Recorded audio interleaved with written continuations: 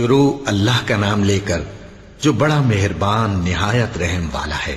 وہ قادر مطلق جو ہر خامی سے پاک ہے، ایک رات اپنے بندے کو مسجد حرام یعنی خانہ کعبہ سے مسجد اقصی یعنی بیت المقدس تک، جس کے چاروں طرف ہم نے برکتیں رکھی ہیں، لے گیا تاکہ ہم اسے اپنی قدرت کی نشانیاں دکھائیں۔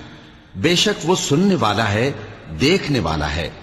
اور ہم نے موسیٰ کو کتاب عنایت کی تھی اور اس کو بنی اسرائیل کے لیے رہنما مقرر کیا تھا کہ میرے سوا کسی کو کارساز نہ ٹھہرانا۔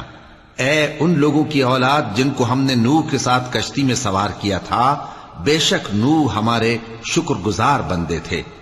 اور ہم نے کتاب میں بنی اسرائیل سے کہہ دیا تھا کہ تم زمین میں 2 دفعہ فساد مچاؤ گے اور بڑی سرکشی کرو گے۔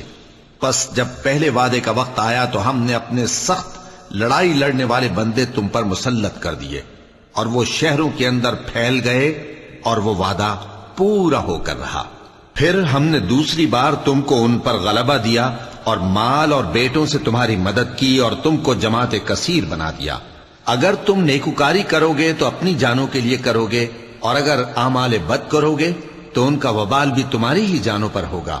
پھر جب دوسرے وعدے کا وقت آیا تو ہم نے پھر اپنے بندے بھیجے تاکہ تمہارے چہروں کو بگاڑ دیں، اور جس طرح پہلی دفعہ مسجد بیت المقدس میں داخل ہو گئے تھے اسی طرح پھر اس میں داخل ہو جائیں، اور جس چیز پر غلبہ پائیں اسے تباہ کر دیں۔ امید ہے کہ تمہارا پروردگار تم پر رحم کرے، اور اگر تم پھر وہی حرکتیں کرو گے تو ہم بھی وہی پہلا سلوک کریں گے، اور ہم نے جہنم کو کافروں کے لیے قید خانہ بنا رکھا ہے۔ یہ قرآن وہ رستہ دکھاتا ہے جو سب سے سیدھا ہے، اور مومنوں کو جو نیک عمل کرتے ہیں بشارت دیتا ہے کہ ان کے لیے اجر عظیم ہے، اور یہ بھی بتاتا ہے کہ جو آخرت پر ایمان نہیں رکھتے ان کے لیے ہم نے دکھ دینے والا عذاب تیار کر رکھا ہے۔ اور انسان جس طرح جلدی سے بھلائی مانگتا ہے اسی طرح برائی مانگتا ہے، اور انسان بڑا جلد باز ہے۔ اور ہم نے دن اور رات کو 2 نشانیاں بنایا ہے، سو رات کی نشانی کو تاریک بنایا اور دن کی نشانی کو روشن، تاکہ تم اپنے پروردگار کا فضل یعنی روزی تلاش کرو اور برسوں کا شمار اور حساب جانو۔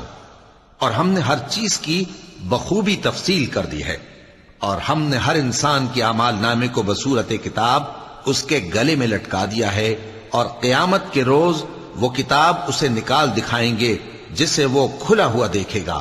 کہا جائے گا کہ اپنی کتاب پڑھ لے، تو آج اپنا آپ ہی حساب کرنے والا کافی ہے۔ جو شخص ہدایت اختیار کرتا ہے تو اپنے لیے اختیار کرتا ہے، اور جو گمراہ ہوتا ہے تو گمراہی کا ضرر بھی اسی کو ہوگا۔ اور کوئی شخص کسی دوسرے کا بوجھ نہیں اٹھائے گا، اور جب تک ہم پیغمبر نہ بھیج لیں عذاب نہیں دیا کرتے۔ اور جب ہمارا ارادہ کسی بستی کے ہلاک کرنے کا ہوا تو وہاں کے آسودہ لوگوں کو فواحش پر مامور کر دیا، تو وہ نافرمانیاں کرتے رہے۔ پھر اس پر عذاب کا حکم ثابت ہو گیا اور ہم نے اسے ہلاک کر ڈالا۔ اور ہم نے نوح کے بعد بہت سی امتوں کو ہلاک کر ڈالا، اور تمہارا پروردگار اپنے بندوں کے گناہوں کو جاننے اور دیکھنے والا کافی ہے۔ جو شخص دنیا کی آسودگی کا خواہش مند ہو تو ہم اس میں سے جسے چاہتے ہیں اور جتنا چاہتے ہیں جلد دے دیتے ہیں۔ پھر اس کے لیے جہنم کو ٹھکانہ مقرر کر رکھا ہے، جس میں وہ نفرین سن کر اور درگاہ الہی سے راندہ ہو کر داخل ہوگا۔ اور جو شخص آخرت کا خواستگار ہو اور اس میں اتنی کوشش کرے جتنی اسے لائق ہے، اور وہ مومن بھی ہو، تو ایسے ہی لوگوں کی کوشش ٹھکانے لگتی ہے۔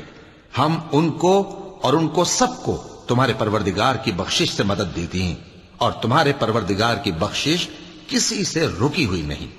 دیکھو ہم نے کس طرح بعض کو بعض پر فضیلت بخشی ہے، اور آخرت درجوں میں دنیا سے بہت برتر اور برتری میں کہیں بڑھ کر ہے۔ اور اللہ کے ساتھ کوئی اور معبود نہ بنانا کہ ملامتیں سن کر اور بے کس ہو کر بیٹھے رہ جاؤ گے۔ اور تمہارے پروردگار نے ارشاد فرمایا ہے کہ اس کے سوا کسی کی عبادت نہ کرو، اور ماں باپ کے ساتھ بھلائی کرتے رہو۔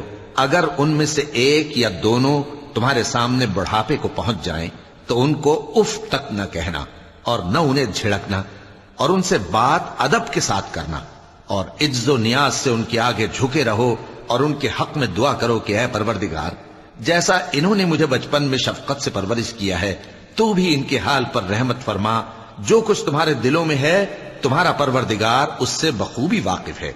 اگر تم نیک ہوگے تو وہ رجوع لانے والوں کو بخش دینے والا ہے. اور رشتہ داروں اور محتاجوں اور مسافروں کو ان کا حق ادا کرو، اور فضول خرچی سے مال نہ اڑاؤ کہ فضول خرچی کرنے والے تو شیطان کے بھائی ہیں، اور شیطان اپنے پروردگار کی نعمتوں کا کفران کرنے والا یعنی ناشکرا ہے. اور اگر تم اپنے پروردگار کی رحمت یعنی فراخ دستی کے انتظار میں جس کی تمہیں امید ہو ان مستحقین کی طرف توجہ نہ کر سکو تو ان سے نرمی سے بات کہہ دیا کرو، اور اپنے ہاتھ کو نہ تو گردن سے بندھا ہوا یعنی بہت تنگ کر لو کہ کسی کو کچھ دو ہی نہیں، اور نہ بالکل کھول ہی دو کہ سبھی کچھ دے ڈالو، اور انجام یہ ہو کہ ملامت زدہ اور حسرت زدہ ہو کر بیٹھ جاؤ.